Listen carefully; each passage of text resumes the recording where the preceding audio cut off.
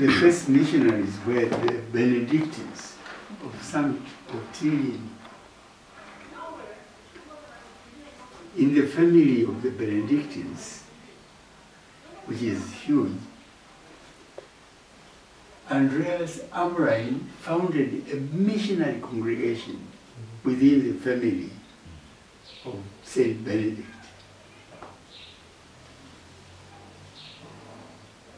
He founded a missionary congregation and sent the daughters and sons to Tanzania, Tanganyika by then. And these missionaries were sent, and Maurus Hartmann was the one who was in charge of the missionaries who came to Tanganyika by then. Andreas Amrain sent his missionaries, daughters and sons. He is this Maurus Hartmann. He came as a missionary to Iringa, and he died in the Diocese of Iringa. Not here, because the very first station, which became later on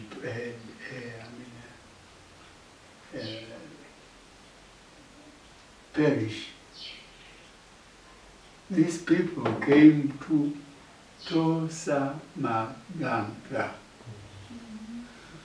That was the oldest parish, the Diocese of Iringa.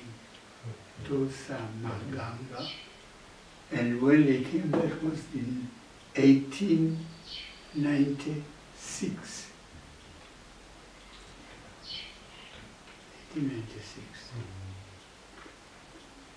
They founded Tosa Maganga as their station, and their group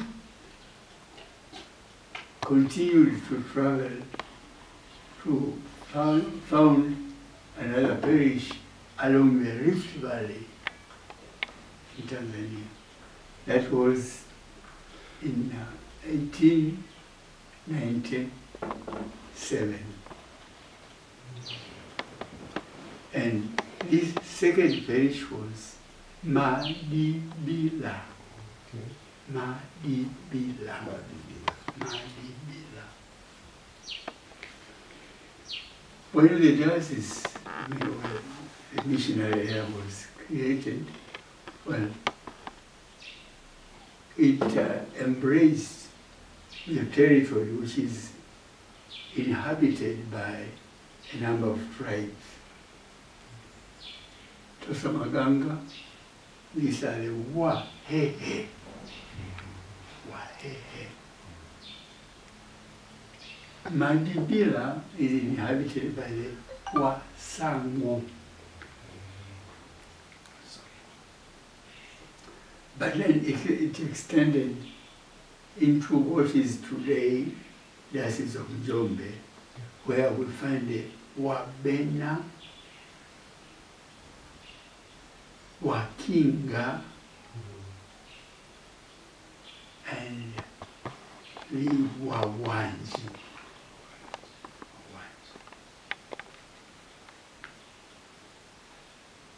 Maurus Hartmann did his missionary work in Madibila. He died there and he is buried there. Okay. Yeah. History tells us that unfortunately there was the First World War, 1914 to 18. These missionaries, because they were Germans, were forced to leave Tosa Maganga. In fact, to leave Tanzania and go back to Germany. So, 1914 to 1918, well, practically the missionary work was disturbed. And there were missionaries, Swiss, especially the Swiss coming from Dar es Salaam to visit our area, but that wasn't, very effective. After the World War, in 1919, there came the Consolata missionaries,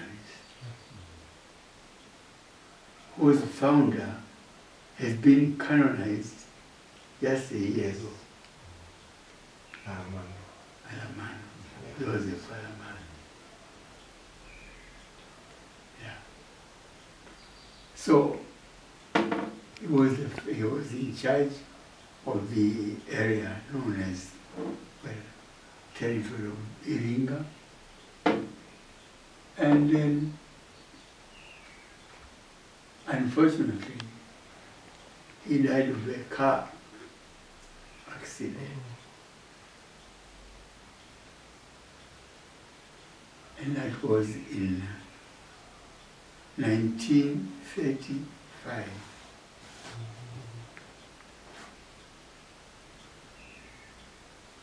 So after his death, you just now, just tell you, we move. The story moves. This one is Caliero, the first missionary, therefore the one also who died in a car accident in 1935, and is buried in Tosa Maganga. Yeah. His successor was Beltramino Attilio, from 1935 to 1965. He died and is buried in Tosa Maganga in the parish church, the first parish. After his death, there was a period of leadership of Mwanzo, Marinangeli. All these are consular missionaries. Then, in 1970, the first African diocesan bishop came into existence. Sorry, this is Ngulunde. Ngulunde. Mario Ngulunde was bishop of Iringa till 19. What was that? Till 19 and well, 19, was it 1912? No. 1985. Okay. Was here as bishop.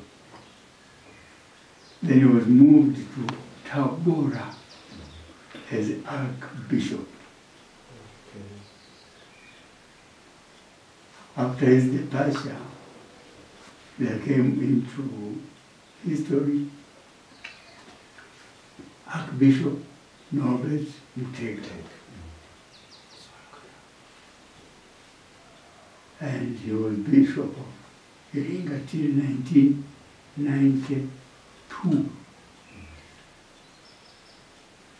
when he was moved to Songea as archbishop. Well, his successor is you. Yeah.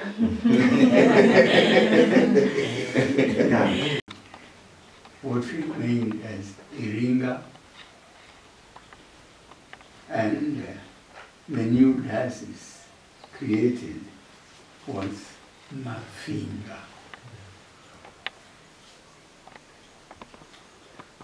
Iringa now, where we are, is composed of 32 parishes.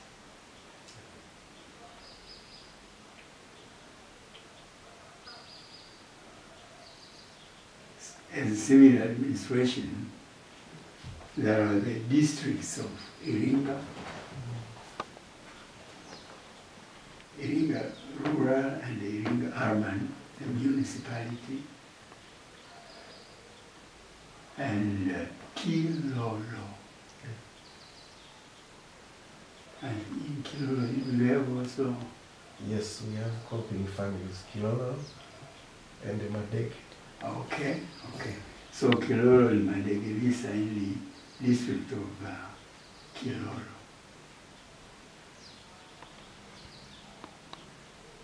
As for the pastoral activities, we have got now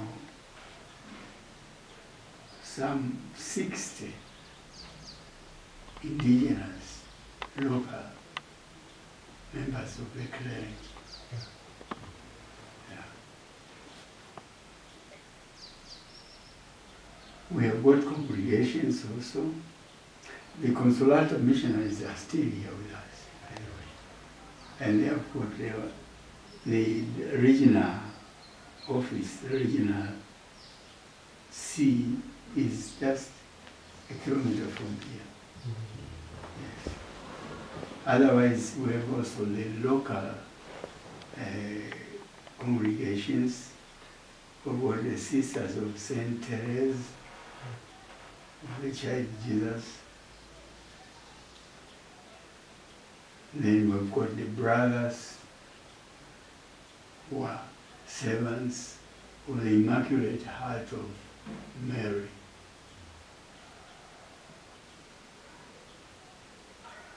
Other congregations would be the collegian sisters, missionaries who are engaged in the formation and education of the youth especially. We've got them also here. So in brief, this would be training center for the priesthood, but it's just for 1 year in which the young people prepare themselves to move to study philosophy. Yeah.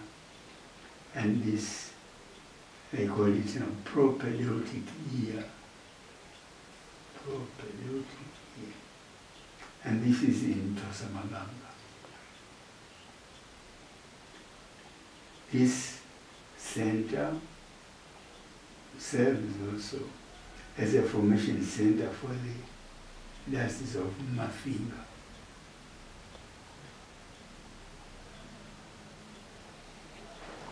Just as, because the division and the creation of a new diocese, well, it's just a year ago, we share a lot of items with Mafinga. For instance, the junior seminary of Mafinga, from 1 to 6, serves the two dioceses and maybe other congregations. Then for us here in Mafinga, the Catechetical Training Center is there. Yeah. In Mafinga also we have got the Don Bosco Seminary. We have got the Consolata Seminary.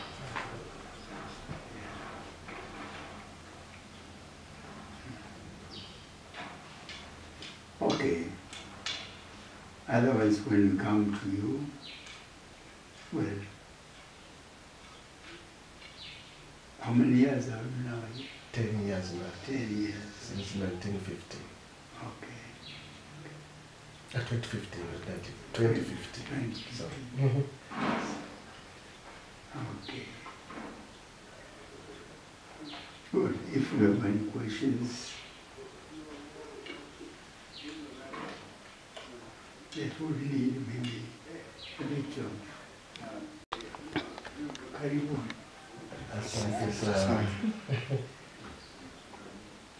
Okay. Thank you, Bishop. If you have something to ask him about the Diocese of Iringa and Tanzania in general, or you can share also something from your countries about your congregation and something like that. I think we appreciate the history, very rich history, and it's exciting now to go out and see it after hearing it from the bishop. Yes, I think it's very clear.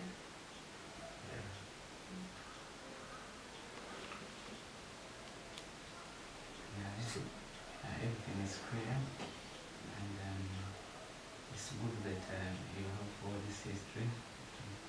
I was able to appreciate that you believe in remember the years, which is not an easy thing. Remember it after a very long time. I think that's great to hear it. Yeah. And I am originally from the parish of Tosamaga. Oh. There I was born, I grew up, I studied till Form 4. Then I went down to Songea for philosophy, 2 years. Then I was kicked out of the seminary and sent to Rome, where I studied theology for 5 years. There in Rome I was ordained deacon. In Italy, I was ordained priest. Then also in 1989, I was ordained or consecrated bishop in Rome, St. Peter's, by St. John Paul II.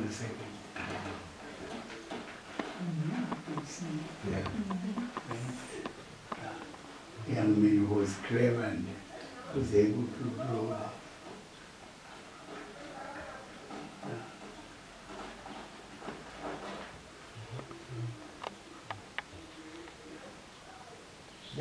Hawa wengine unawafahamu, Singaile, Darama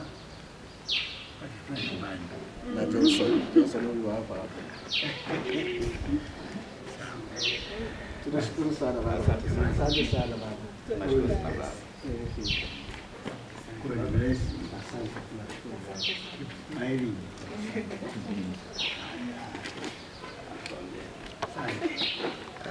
A parish. This is the cathedral. The parish priest is staying there, the office is there, the secretary there. Actually, we are blessed because we do have masses every day for wedding, funerals, morning masses. They are doing everything like that. So the timetable is like this. Today, now we are finished from the bishop's house. It was a 0 kilometer from here, so it's not so far.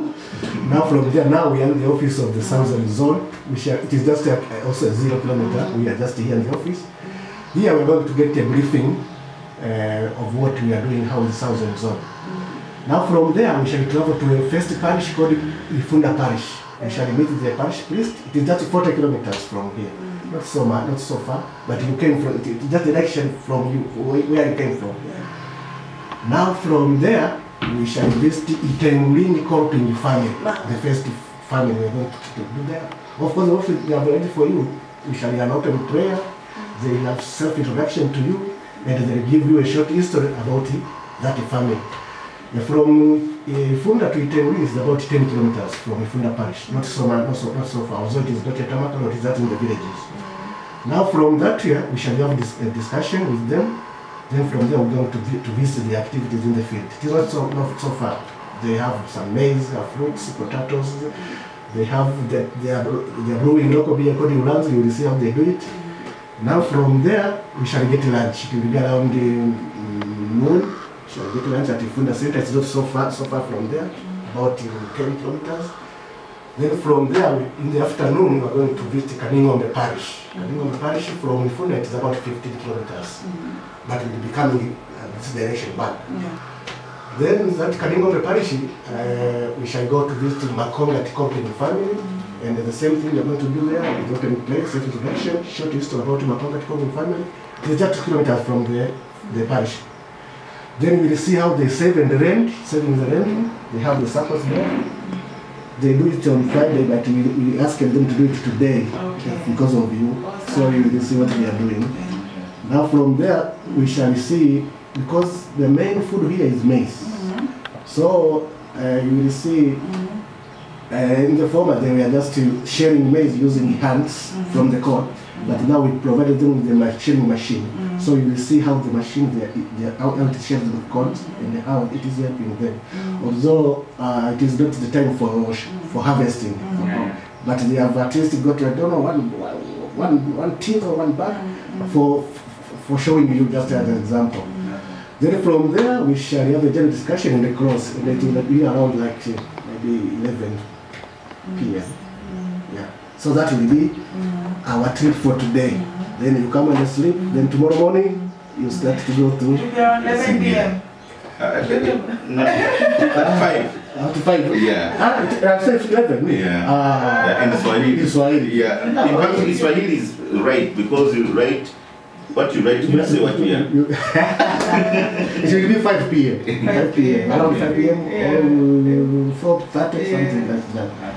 So now, let me give you the short history about our zone. That one will be better for you to know. Our zone is called Southern Zone. And actually, it was started in 2015. Now we are 10 years since we started this one. This Southern Zone is among the 5 company zones in Tanzania. We have the Central Zone. That one we get in Bukoba South, because that's why I've got the Southern lines. So we have Central Zone, Eastern Zone, Reiki Zone, Southern Zone, that is ours here, and the Western. I think for the trip we are going to visit Southern, Central, and the Reiki. Is that right? Yeah, for sure. Yeah. So the areas we are doing, the areas of operation, we have the Archdiocese of Songea. They are Kolping family, we have 8 parishes there. That one is called Zaboni, Ruwiko, Nakahuga, Mugazili, Usonga, Magagula, and Tutimbi, and Kitana. And the Diocese of Songea borders with Malawi, or something like that. Yeah. Have you heard about Songea? Songea, yeah. Yeah, we heard about it. You know that one. And also we border with the Lake Nyasa, something like that. And here in Iringa, we have only 7 parishes. Ifunda, the one I'm going to visit, Kaningombe, the one I'm going to visit, Isimani, Kilolo, Mabege, Yasa, and Mugama. Actually, in Southern Zone, we have only now working in 2 dioceses. The Archdiocese of Songea and the Diocese of Iringa. But we expect to expand our area to Mafinga, the new diocese, Njombe, Tunduma Sasi, Mambinga, something like that, and the Archdiocese of Mbeya. We are going to take copy of its activity there. Now, next time she'll be picked by Mbeya Diocese there. yes. Alan, it's somebody had to support. Now let us see the number of Kolping families and the members we have. We have a total of families, 91 families, Kolping families. Total Kolping members is 1,309, where the male are 4,075, that is at 6.3%, and the female are 8,034, that is 63.7%. For the Archdiocese of Songea, we have 42 Kolping families, and the members are 607. In the Diocese of Iringa here, we have Kolping families 49, and the members are 702. So in total, we have 1,309. Is it okay? Now, this is our office. I will show some pictures now. I think it is not need to, you have seen it. And this is the office assistant. This one is John. his office, in her office. This is me, the zone coordinator's office. I am here. Now, when we go outside, you can see we have an office. We have a conference hall. That's the big where the car is there. We have a conference hall. We have meetings are being held. If you have a seminar, you can do it there. Actually, all the buildings are managed by the Catholic Diocese of Iringa. Okay. The property of it. Now that one you can see the cathedral, the conference and the office there. Now that is the cathedral in general. You can see it clearly, the church there. And that's the bishop's house where we are. That building there. So we are bordering, just we are around, we are very nearby. If you go to Zambia, this is the church for the Archdiocese of Zambia. I think one day we'll be visiting there if God wishes. Now let us see our staff. Here in Southern Zone we have 4 staff. The zone coordinator, the name is Flavius Miller. I can give you my card. I think it will be better for you to communicate with me. Yeah. We have the office assistant. This is Joanne Singay, the lady here. We have an agronomist. She's called Evarista Mbepera. She's based in Zambia. So she's not here, she's in Zambia. Something else there. We do go and assist him sometimes, assist the eye sometimes. We have a driver, you have seen him. It's called Alex Barama. So this Alex Barama and Joan, they are born here in Iringa. So they Bahehe. You say Kamwene, they say Kamwene. But the joke that's right. Evarista is born in Zambia there. Myself, I'm coming from Bukoba. Me and Elo, we are coming from Bukoba Diocese. So myself, my home is in Bukoba. We will be going, our head office in Bukoba, so I'm born there. Okay. So I was taken from Bukoba to come here to lead this zone. Now, this is our photo. You can see me, Flavius. The driver there is Alex. Joan is there. That lady is Evarista, who is in Zambia. Yeah, it's agronomist. Yep. The agronomist. The agronomist. She's agronomist, yes. Now, the activities in short we have. The first one, what we do is the apostolic mission of the Catholic Church. Because this is the Catholic congregation, so we abide with all the Catholic mission. Praying, attending masses, everything we do about Catholic. So we have to observe that one. But when we go for other activities for the community, for the Kolping members, we have agriculture, where we have crop production, irrigation of crops, value chain, marketing, etc., etc., etc. What we are doing in the families. We have environmental conservation, that is climate change, adaptation, and mitigation. Probably by planting trees, doing what, concerning water conservation, something like that. And we teach them small enterprise development so that they can earn and increase their profits. And also we have livestock production. And lastly we have savings and lending for them to get some money for continuing their businesses and whatever. You will see some of them in the field there. Now, for some photos, this is the apostolic mission. This was the Kolping Day of Prayer last year. Do you know Kolping Day of Prayer? When we celebrate the Kolping, when Kolping was doing what? Like an anniversary. Like an anniversary. Kolping Day of Prayer. When it was It was just Friday. yeah, but Friday as a what? Is somewhere in December? It's in November. October. Yes. So we were celebrating it last year. This was a parish called Isimani. And this was Zambia. Also, they celebrated it like that. It was like that. It was just, this one, you can see me and my wife there. Okay. They gave us, actually, I don't know, we were celebrating anniversary of 25th marriage. Okay. And so I'm already enough, huh? I cannot marry you again. So this last year I celebrated 25 years of marriage. So when they were celebrating the day of prayer, they invited us so that they can congratulate us. And so that's why we're in front of them, helping families like that. So it was very nice, actually. Yes. Now, when we go for agriculture, I would say the maize is the main food in southern Tanzania. So they grow a lot of maize. So we supported them with, sometimes we support them with seeds, sometimes we teach them about fertilizers.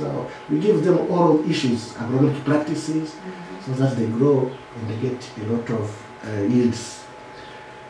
We are just trying to give them some backup support, how they can apply fertilizers, something like that. And go quickly, that is growing of tomatoes. So this was just a demonstration plot where they're going to learn, farmers are going there to learn. This is cowpeas, something like that. They're growing there. Tengbini, the one we're going to visit today. And this is agriculture also, about cowpeas. This is potato. You know potato? You grow potatoes? Irish potato, yes. So they are doing like that. We are supporting them. Let's go quickly. This is sunflower. They also grow sunflowers here for oil. This is onions, vegetable. Now, when we go for livestock support, we support them with some small animals like pigs, goats, and water. And there's some materials for building the sheds. So here we are supporting some of them. We are receiving a piglet. I think we gave them 2. So now I think we have a lot of them. Yep. So male and female? The pigs? Yeah. Yes, we provide a bowl and a saw. Okay. Are you educated? You can something like that. Yeah, because a pig you can't call it a male. You call it a boar. A boar and a boar, yeah. They have their names. Livestock names. Yeah. Animal science. Like here we are giving them like that. Suppose them So you don't give individual, you give as a family? Yeah, we get a family. Then they layer together. When they get farrowed, each one take 1 or 2 for her own or for his own. Okay. Yes, but for the first time, they grow, they layer them together. Okay. Then after farrowing, they can farrow maybe 10 piglets. Then 10 farmers will have one. Then the next farrowing, we give another one. After 2 years, you find all of them, they have pig. Okay. So who's responsible once you give as a family? The family will pick one person. Okay. Sometimes they can support some feeding materials, or they say, you just do as your own, grow them yourself, then we shall give you, maybe after giving you 1 piglet, when we are going to divide the piglet, we give you 2 or 3 for you, who are carrying them. Okay. Yeah. Maybe her point, what we want to emphasize, in the beginning we used to provide where they cater for them together, but gradually we thought that the best means is you provide a coping family, but you provide them a particular person to take care of everything, so that after they give out, maybe sometimes you will say, we give you 1, 2 pigs, you pay back after farrowing, and then it's yours. It helps the maintenance. Otherwise, when you have the whole group coming, you have a different day for providing food. One skips, and then the pig will be shouting the whole day. So no, it's true. Yeah. But the reason why I'm asking is because for us, we do pass on program. Yeah, so we just give one member, and then once it gives birth, another person gets it. But we've seen that sometimes it's delaying. So I like the point that he's bringing to say the family will support that person who's beginning the program. They'll give them feed, they'll support them until. So because when you give a person, sometimes that person is not able to keep them. It delays the pig from giving. From multiplying. But it's very important, the first one to get a reliable person, you have to make it get that person. They should be interested in the project, they should be committed, and it helps very much because if you have the first person who is lazy, then the whole thing will fall apart. But if you have a person, I have an experience we had somewhere, we provided goats, and this guy, after he was really committed. After getting a lot of goats, he decided he wanted to give to others, but they were not. They just wanted to. He decided, I cannot give out my goats, which have been catered for. The person is not ready to cater for them. But that's a good point. I think that's the experience. Okay, thank you very much for the explanation. So, for example, to have a constitution. And we also not only encourage them to have a constitution, we encourage them to register with the government. Because when a group is registered, we have an example. So we usually have some message programs, and they help us to learn from each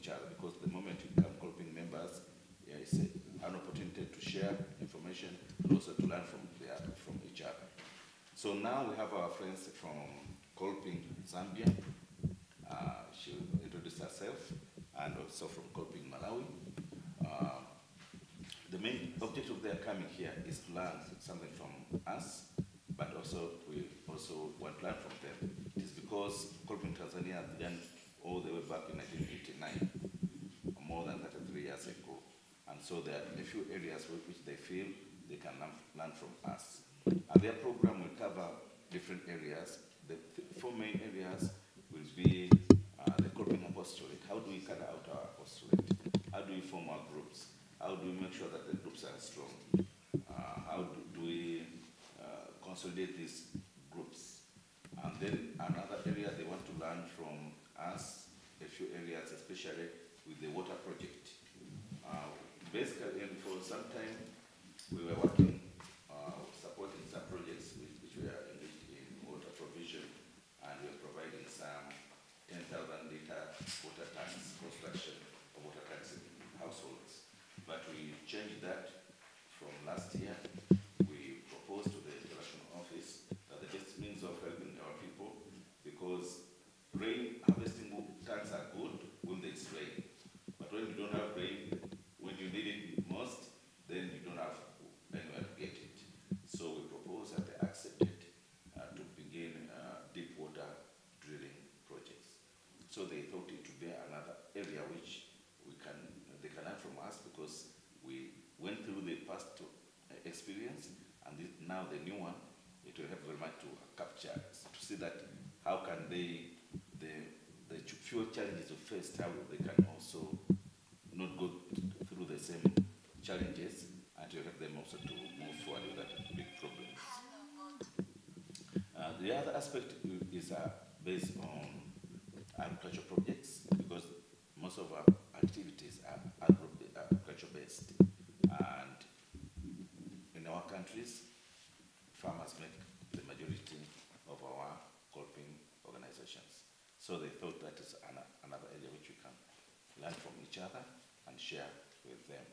Others will be in general management. They can see how do we carry on the management of the Kolping society all that long, and pick one thing from here.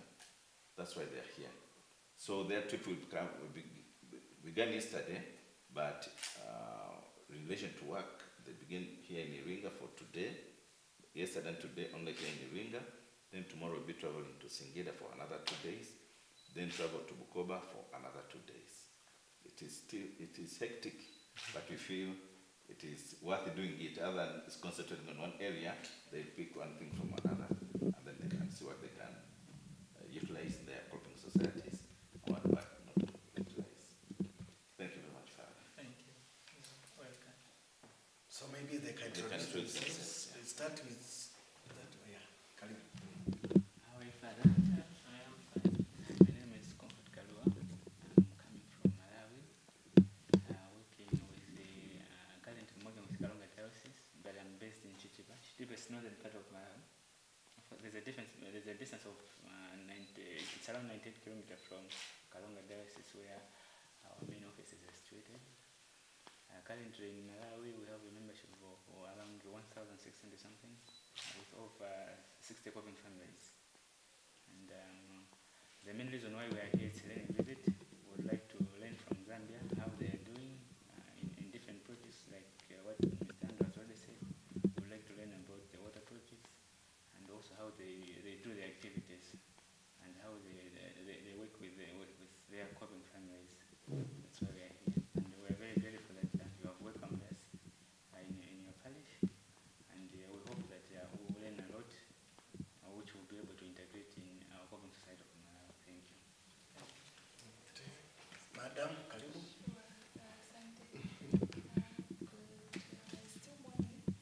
Yeah, still morning. Good morning, Father.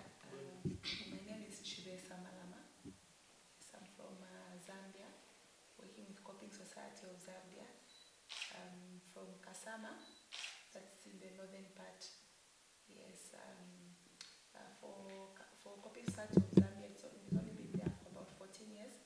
So we are still learning from the bigger guys. Yes, so that's why we are here, just for exposure and experience visits. Really, exposure does open your eyes to a greater perspective. So we really appreciate your leadership and allowing us to come and see what your people are doing. Yes, thank you so much. Sante. So, Father, we have just passed here to greet you and to get your blessing so that we can proceed, because today we are going to visit one of the sub-parish, Tengulini, and we are going to see agricultural issues. Then from there we are going to Kaningombe parish, and then we end in the afternoon. Yeah. So maybe if you have something to tell them, you can tell before we proceed. Yeah, you are all warmly welcome at Ifunda. Kolping, in the first place, when they were starting in Iringa, I don't know why they chose our parish as one of the points to start with. I remember you coming in that time, and since then they have been operating here nicely. There are members here, and also more in the outstation where you are heading at Itanguli. And they have been very active, the members. We are depending on them in so many aspects, pastoral and even any other activities concerning the parish. They are collaborating very well with the other groups like the Apostolate of Fatima, Sacred Heart, Charismatic. So together they are cooperating nicely and they are doing very well. So we appreciate the presence of Kolping in our parish. And as regards to today, I received the letter and the timetable, and we have been waiting for you since morning, and we are glad that you have arrived here safely. And we wish you all the best in Itangulini and later at Kaningombe. Father passed here like 2 hours ago, parish priest of Kaningombe. He's my classmate.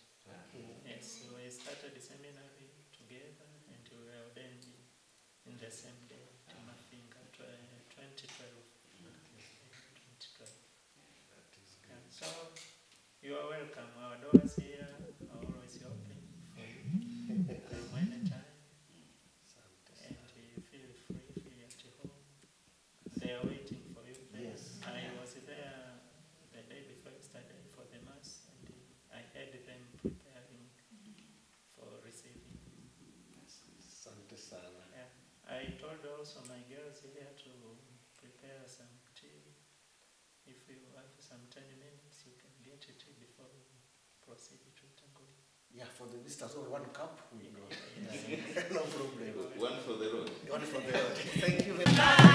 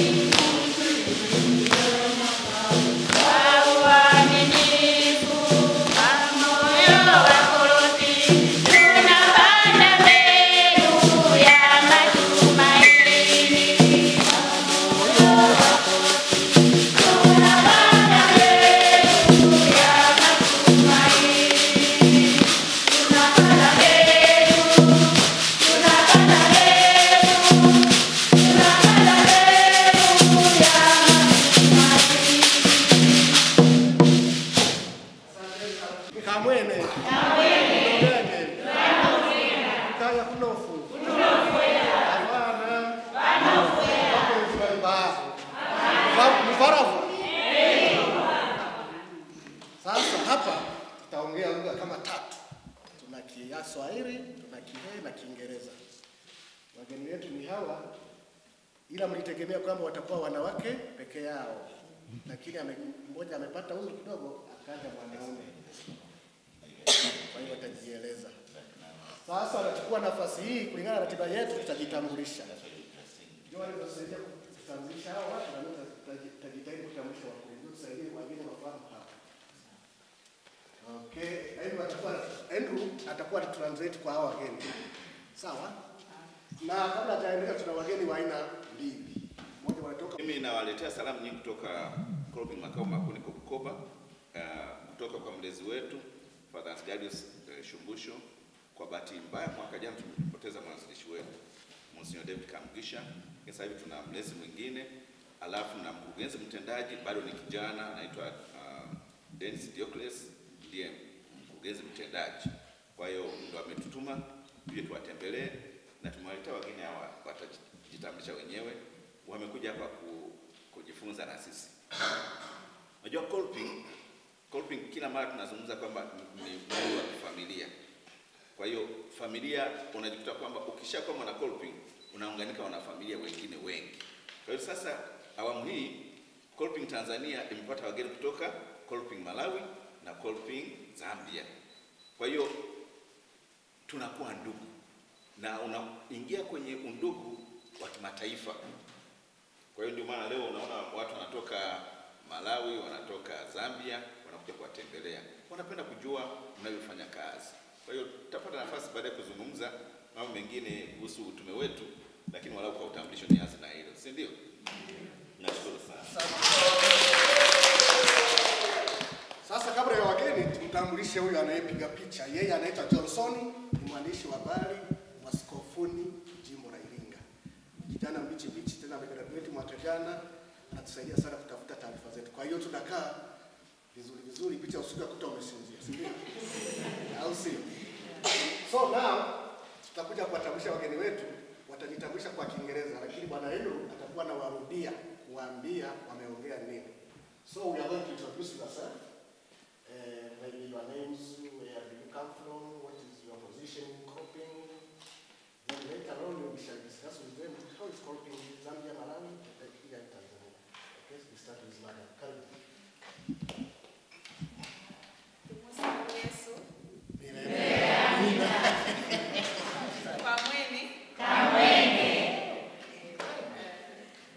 My name is Chibesa Malama. Majina yake ni Chibesa Malama. Lakini ana jina jingine ambalo ni jepesi, Stella. Yes. Stella. Hilo si mnalikumbuka kirahisi? Sawa. I'm from Zambia, Northern Province, Kasama district.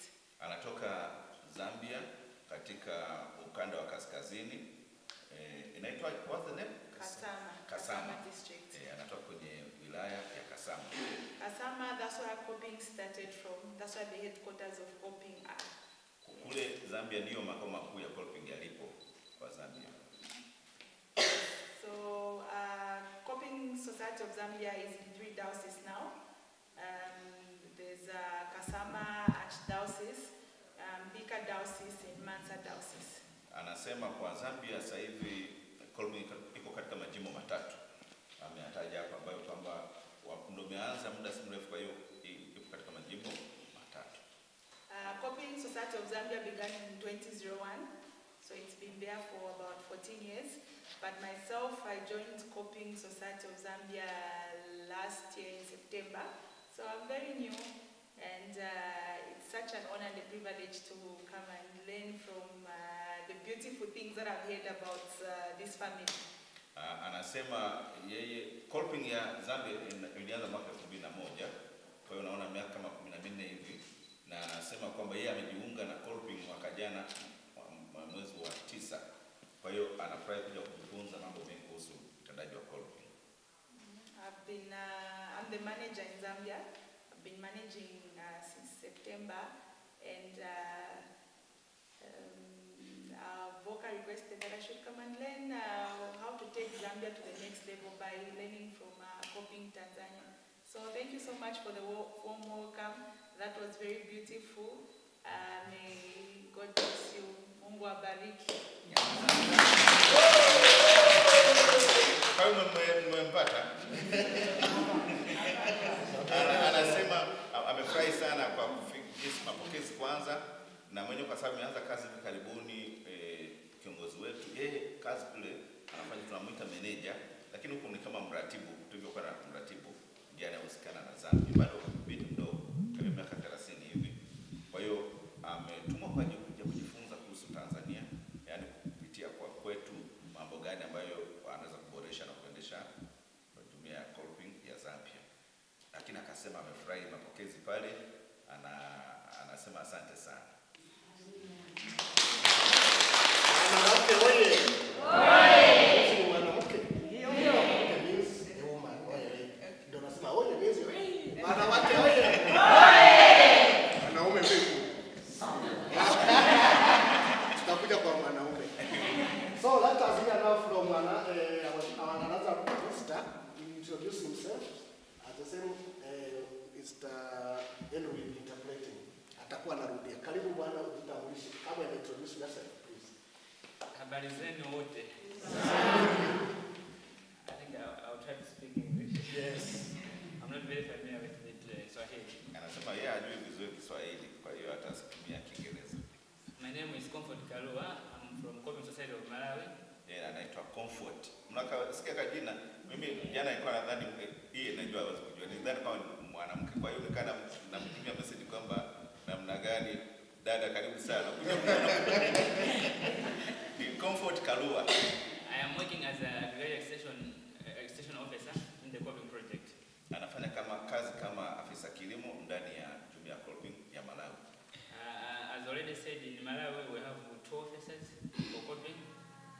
Malawi kwa sasa wana wafanyakazi wawili tu kwa sababu ndio wanaanza. There is me and Leah who is working as project coordinator for Kolping side of Malawi. Yeye pamoja na mratibu wa shughuli za Kolping kule Malawi anaitwa Leah, ndiye alipaswa kuja. In Malawi, Kolping started in 2017. Kolping kule imeanza 2017. As of now, we have a membership of over 60 Kolping families with a membership of over 1,500.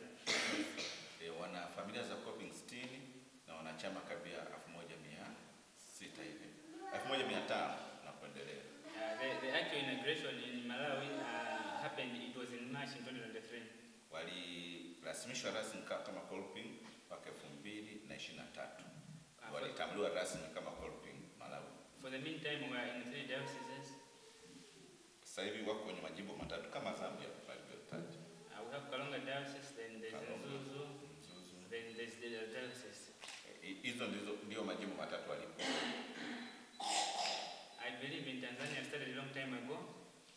Anaamini kwa sababu Tanzania imeanza muda mrefu. And we are here, want to learn more from you. Angependa kujifunza mengi sana kutoka kwa Tanzania. As we are learning from you, and I hope you are also going to learn from us, from our own experiences. Na kwamba wakati tunajifunza kutoka kwao, anaamini pia tutajifunza pia kutoka kwao na watajifunza kutoka kwetu. Thank you again for welcoming us. Anasema asante sana kwa kuwapokea. And I hope one day you are going to visit Malawi. Anasema walau siku moja muweze kuwatembelea huko Malawi. Jamani hata makofi hapa na Asante sana Mungu akubariki. Wanaume wewe. Wanaume means man. Okay, sasa baada ya kumaliza kujitambulisha tunaanza ratiba yetu rasmi. Ile risala mnayo au tunakuja baadaye? Ipo.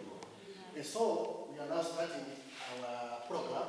After introduction, we're going to have a speech from the Salamu. Kwa moyo wa Kolping. Familia ya Kolping, kigango cha Itengulinyi, parokia ya Ifunda, jimbo la Iringa.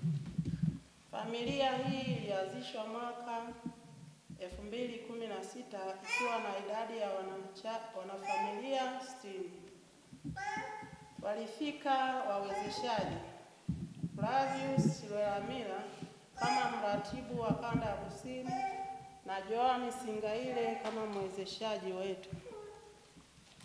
Wamefundisha kutengeneza mbolea aina ya mboji. Pia utunzaji wa udongo wa kutumia kanuni bora za kilimo na kuanzisha miradi mbalimbali ya kuinua uchumi wetu. Shughuli za kilimo, shughuli za kiroho, mafanikio. Wanafamilia kurudi katika sakramenti, kubariki ndoa zao, kusali kwenye jumuiya ndogo ndogo za Kikristo na kufika kanisani, kubatiza watoto hadi kipaimara, kushiriki kazi za kanisa na michango mbalimbali, kuwatembelea wahitaji na kuchangiana katika shida na raha. Shughuli za kimwili, mafanikio. Wanafamilia tumefanikiwa kuwa na chakula cha kutosha. Watoto wetu wanakwenda shule na kujikwamua na hali mbaya ya kiuchumi. Pia kuwa na afya nzuri, utendaji kazi nzuri katika mashamba yetu na maisha yetu kwa ubora. Wanafamilia ya Kofi. Hitimisho. Ndugu wageni wetu, tunawashukuru kwa kuja kutembelea. Mungu awabariki sana. Nasi tunapenda kuja kuwatembelea huko Zambia na Malawi. Kauli mbiu yetu ya mwenye heri Wanakolping inasema sala, elimu na kazi.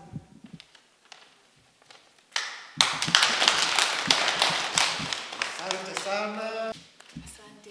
I would like to hear maybe some an individual can share how coping has helped them at an individual level and also at the community level. Yes, maybe just a testimony of what coping has done for them.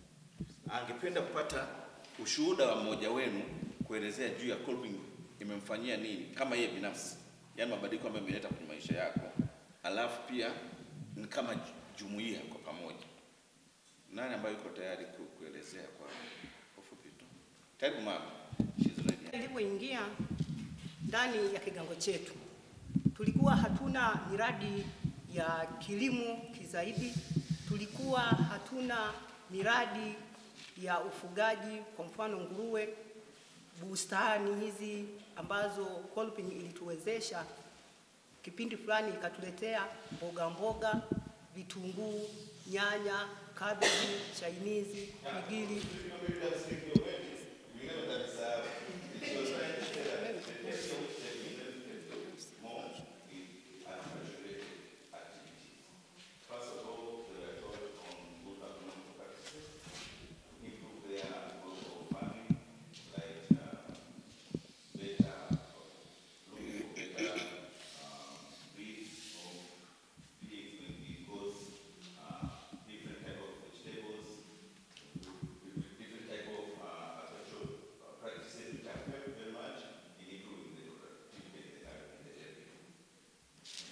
Kwa hiyo kwa mimi binafsi nilifurahi sana kupata misaada hiyo kupitia Kolping.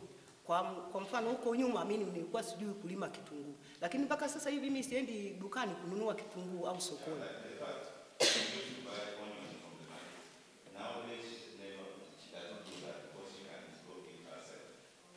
Kwa hiyo Kolping imeniinua kiuchumi kwa sababu naweza kujitegemea kupitia miradi ambayo tumefundishwa na Kolping, hata kutengeneza mbolea aina ya mboji.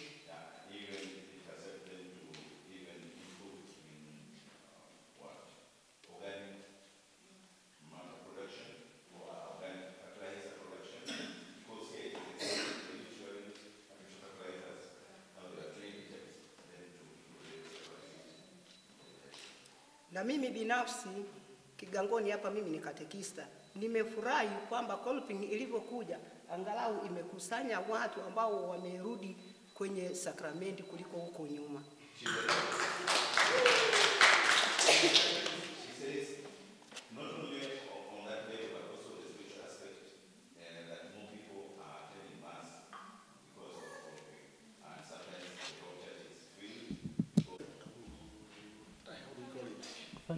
Family planning. Yeah. Family planning. What is the situation in your country in relation to health? Maybe you have the health insurance, whatever, something on that, in that line.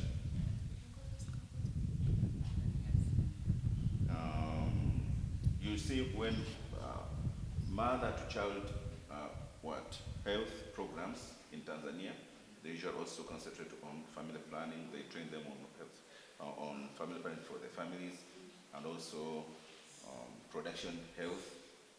It helps also the mothers very much. So, in relation to coping? Not just generally, without talking even about coping. Okay, I thought when I was hearing the question, I thought it was in relation to coping, so I answered it in a general way. Nadhani kama mwanzo kama inazungumzia tu kuhusu masuala ya afya kwa upande wa coping tu, lakini kwa sababu ya jumla atajaribu kuzungumzia. Of course, as a government of Malawi, they have employed several strategies about the mother-to-child family planning methods. Amezungumzia kwamba hata huo mpango kwa ajili ya afya ya uzazi inazungumzwa pia katika nchi yao. They make sure that, for example, if a mother has given birth to a child, anahakikisha kwamba mama anapojifungua they will try to give them lessons. For example, if they want to expect another child, they give them lessons on contraceptive methods. Anasema wanawapa hata njia za kuweza kuzuia mimba kwa muda mtu anapojifungua kwa upande wa serikali. Kwa mfano akijifungua kwamba asirundike watoto kwa wakati mmoja. Mostly they encourage them that they should have another baby after 2 years. Kwamba walau wapate mtoto kila baada ya kuanzia miaka 2. They are given services that in the end they shouldn't affect the mother. Wanawapa njia ambazo zinawasaidia ili isije kaathiri watoto. I know there are several contraceptive methods that directly affects the mother. Kwamba kuna njia za kuzuia mimba ambazo zina madhara kwa kina mama. As of now, they are injecting injections that at least the mother should be going to the hospital to be getting an injection every 4 months. Instead of those ones, they could wait for 4 years. Siku hizi kuna njia ambazo wanatumia labda mama kumdunga sindano kila baada ya miezi labda 4, iko zile ambazo uko naweka ambazo zinachukua miaka 4 au 5. This is how they are doing it in Malawi. Nasema ndivyo inavyotokea huko.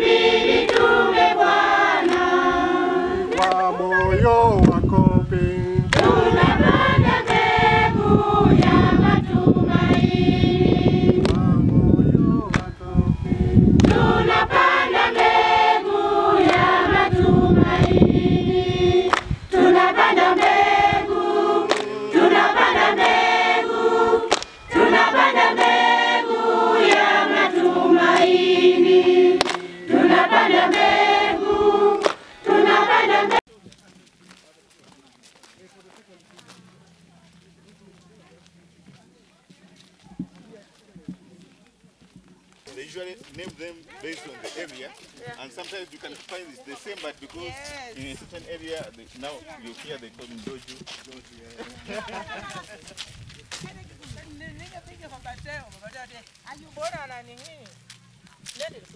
Is to clear your farm area, primary, clearing your farm. People are just weeding, you are clearing your area. So the second one, you have to plant earlier. And the third one, you have to plant in line and in the recommended spacing. Don't plant maize like what? Like beans or like or like there is a spacing recommended. Yeah. The fourth one, you have to choose a viable seed. Don't a viable seed. If you have a viable seed, you will get. For example, for those people who are planting local maize, like let's make this the maize. if you want to make this what to be your seed, don't plant all of it. Just make sure you decament the 3 areas, here and here. This one, just good for chicken. This one just chicken, but just on the center are the viable seeds for local seeds. Now another one, you have to plant in time. You have to apply manure. You have to weed in time. You have to control disease and the pests. You have to harvest on time. The last one, you have to, after harvesting, you just store in a good area. So that one is what we are doing. So this lady here, if you can see the recommended spacing, the lines on lines and whatever, so you can move and down. If you ask something to her, we shall answer that one. Sasa nilikuwa na waeleza visongwaje, ndio bora bila somo. Yaani unakuta mwindi mwingine huko mzuri kingine kama hili hapo wote.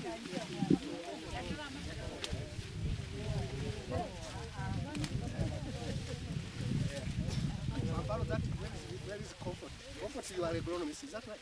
Yeah. For example, if a farmer find like something like this, that is what I was talking. Of course, it can be a deformity or a just notice. She is called Irene. Yes. Yes.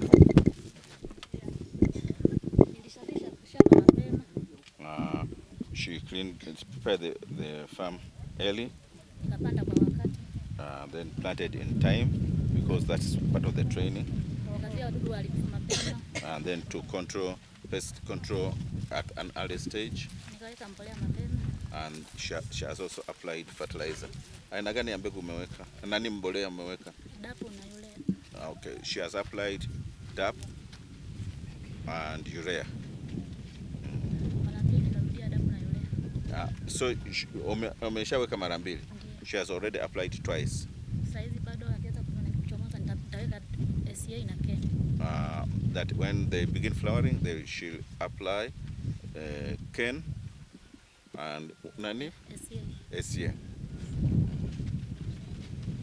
Na una ukubwa gani eneo lote? Kama eka ngapi? Ni robo 3. Inazidi eka. Eka hivi hajafikia. Haijafika? Haijafika. Mwisho pale chini. Sasa marefu ya kwenda hivi. Kama haitoshi. Okay. Inatosha na and what has helped them that at least they do all the preparations in advance to make sure that they can, the crops can easily utilize that chance to get the nitrogen so that can be utilized for the farms. We had our first president was always saying, mvua za kwanza ni za kupandia. The early rains are for planting. It has also a scientific implication.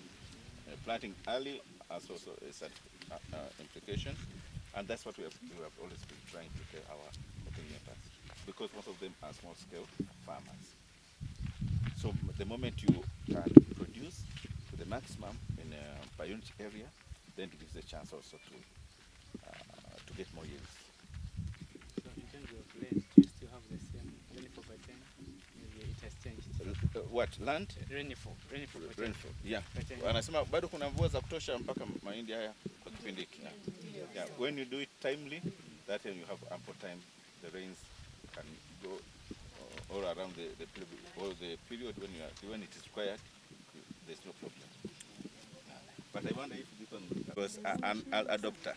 So she came into Kolping in 2016 when they began training. Then she attended.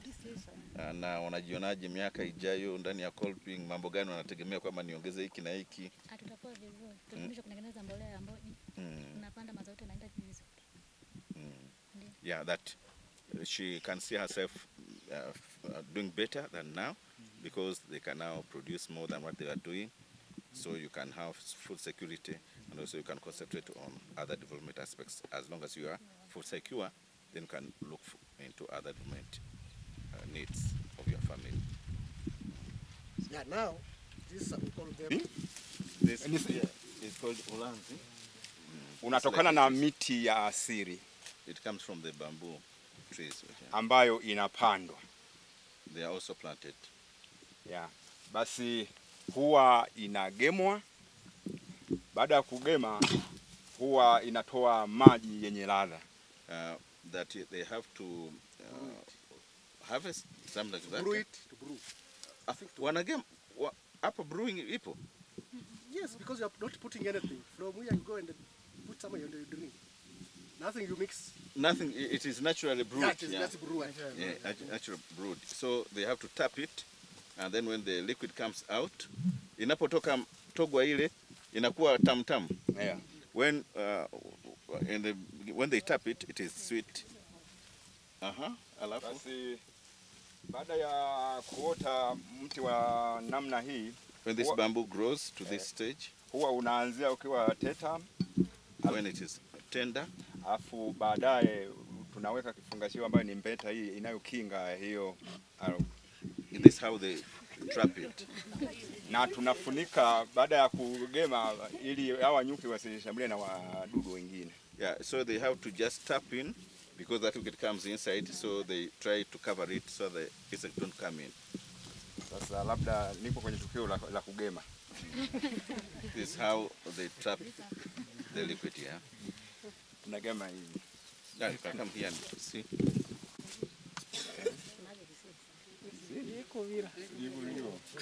They have to stimulate it to bring out that juice.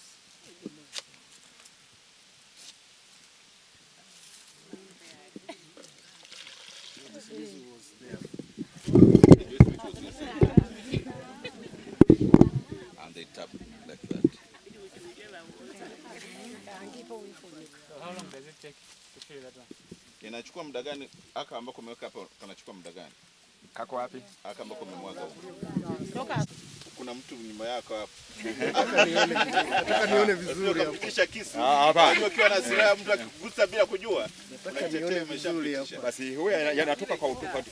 Ngoja kwanza. Huwa yanatoka tofauti. Yanaanzia chini afu yanaenda, kwa hiyo level hii ndo tunaanza unakata tu kama kawaida. At this level, that's when they begin tapping. They cut like this. Basi litaendelea linakomaa mpaka hatua fulani, utaona hapa limebadilika, alafu ndo unawekea ile mbeta.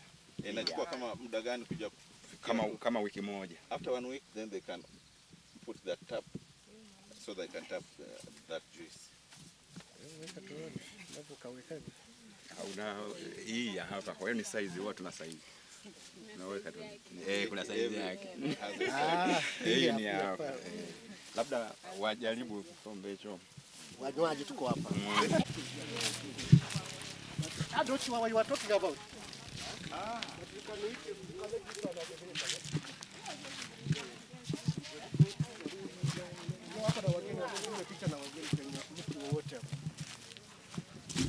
Yes.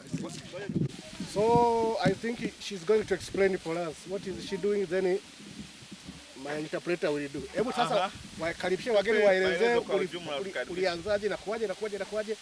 Kuna namna kwa siku nyingine mnatoa na maua, hayo maua mnatoa ya nini? Kila kitu. Karibu. Asante. Majina naitwa Maulina Magoyo. Tulianza kwa kilimo cha viazi, tulianza na kuandaa shamba. Ilikuwa ni mwezi wa 11. Baada ya kuandaa shamba, wakati huo mbegu ilikuwa imeshahifadhiwa tayari kwa kuweka shambani. They began the preparation of the farm in November, and by then they had already put in a nursery for this one. They had already prepared how they transplant it to this main farm. Kabla ya mvua kuanza, tulilima. Tulipolima, tulipiga mashimo. Mbolea tuliyopandia DAP. So they use the chemical fertilizer. DAP, it's called DAP for planting, and also they had to make the ridges first. Then they use DAP for planting.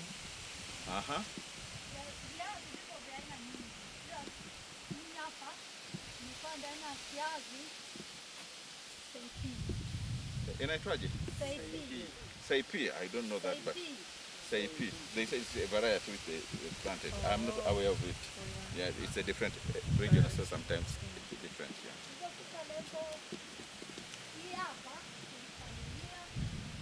About 20 centimeters.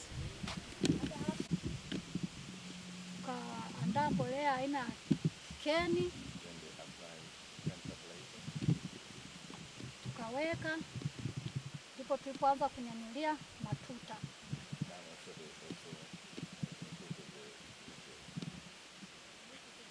Maua haya yalianza muda mrefu.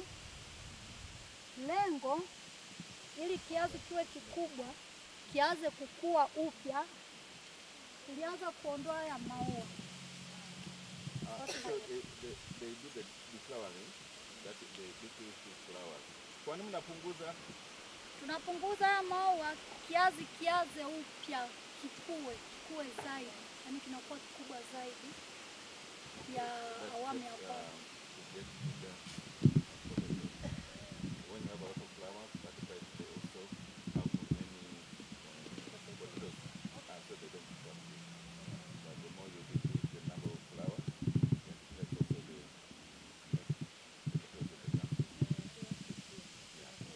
Kwa maana nyingine, mwezi huu mwishoni nadhani tutakitoa. Mtakuwa mnaanza kuvuna? Ndio. By the end of this month, they expect. Itakuwa na miezi mingapi? Now saying goodbye to them, so they'll go to another parish, at least for what you have shared, at least what from. Asante sana. I would like to say congratulations. Yes, congratulations to them for them being practical and appreciating what Coping has done for them. I think appreciating is seen in practice. Once you are taught or you're empowered, and then you begin to do things like this, it just shows that you really appreciate. And also maybe I can. Yeah. Anasema anafurahi sana kwa muda wenu kwa kumtoa nafasi kwa ajili ya kutuelezea, lakini pia akasema ni vizuri sana mmedhihirisha kwamba mna shukrani, na shukrani mara nyingi zinaonyeshwa kwa matendo, kwamba unapotekeleza kila ambacho umejifunza kwa kwenye matendo, inamaanisha kwamba umefurahia mtu alichokufundisha. Sawa. Also, congratulations on also the unity of the family. You showing up today just shows that you are one, you are a family. Alafu anashukuru sana kwa umoja wenu, na anasema hata kuhudhuria kwenu siku ya leo kunaonesha ule umoja, kwamba kuna watu wanakuja kuwatembelea mkawa pamoja, inadhihirisha kwamba hawa watu ni wamoja. Kwa hiyo anashukuru sana kwa umoja wenu. Asante. Lastly, asante on welcoming us the way you have welcomed us, allowing us to visit your fields, allowing us to see the work that you are doing. Thank you so much. We appreciate on behalf of Malawi and Zambia. We are saying thank you so much. Continue with the same spirit, and we look forward to hosting you as well in Zambia and in Malawi. Anasema mwisho kabisa anatoa shukrani za pekee kwa jinsi ambavyo mmewapokea, na anasema kwamba hii ni moyo mzuri wa kudhihirisha upendo jinsi tulivyo pamoja, na anasema na ninyi siku moja anawakaribisha au Malawi au Zambia.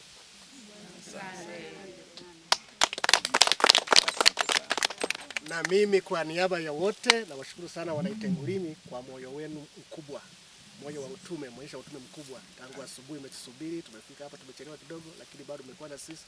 Kwa kweli kazi yenu ni nzuri na sisi mnatupa moyo. Hawa ni mabosi wangu, lakini wakiona mnavyofanya kazi hivi, hata kila ambacho mtakuwa mnahitaji naweza kuweka kipaumbele zaidi mbele huko mbele tunakoelekea. Mwenyezi Mungu awabariki sana. Amina. Basi nimkaribishe Mheshimiwa Katekista utufungie hapa kwa sala. Karibu wageni wetu. Karibu wageni wetu. Karibu wageni wetu.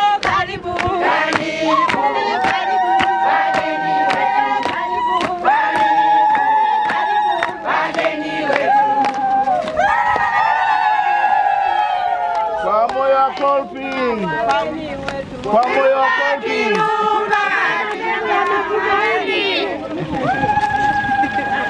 Kwa moyo wa Kolping.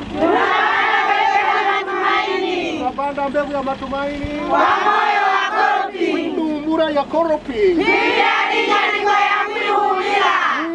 Inyandiko ya kwihubira. Ndumbura ya Kolping. Tuingie munyumba. Asante. Karibuni.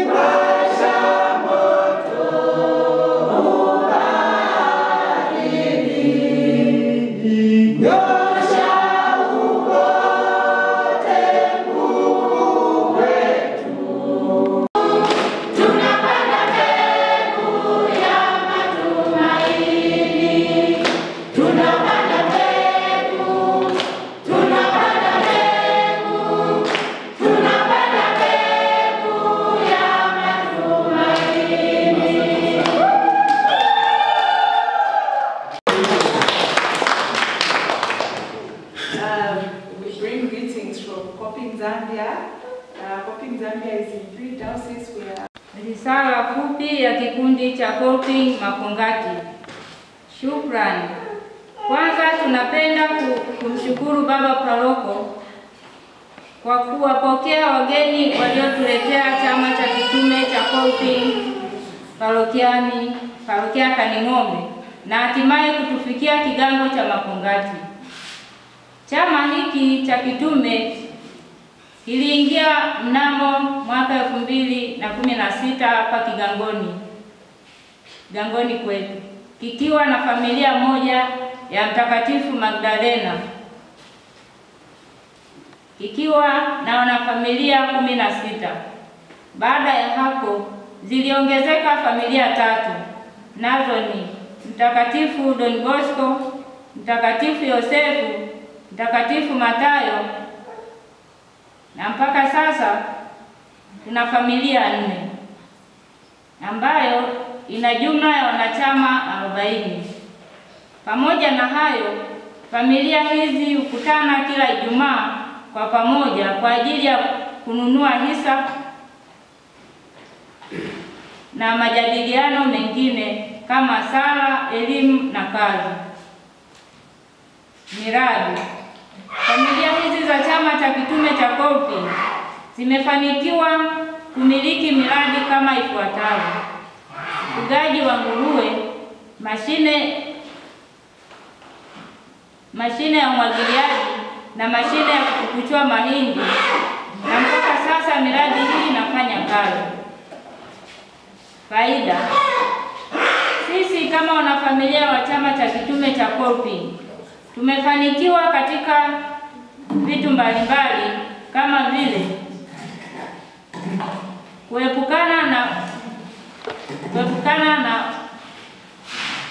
na utapiamlo kutokana na umwagiliaji. Tumelima bustani za mboga na matunda, na pia tunatumia mbolea ya samadi katika kilimo kupitia nguruwe, na pia kupitia hisa zetu tunazokusanya tumepata kusomesha watoto na mahitaji mengine ya nyumbani. Kwa upande wa mashine ya kupukuchua mahindi, tumeepukana na kupoteza muda mwingi na kutumia muda mchache. Kwa hiyo, kwa hapo kabla tulitumia njia za asili. Changamoto.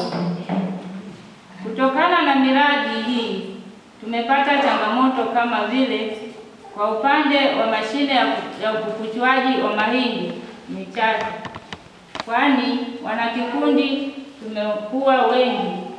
Pia wakati wa mavuno tunapata tabu wakati wa usafirishaji wa mashine kutoka sehemu moja kwenda nyingine kwa ajili ya kufanya kazi. Pia tunapata changamoto upande wa ufugaji nguruwe, kwani tuna ukosefu wa dawa, chakula na virutubisho vingine kwa ajili ya mifugo hii na elimu kuhusu ufugaji wa mifugo hii. Pongezi.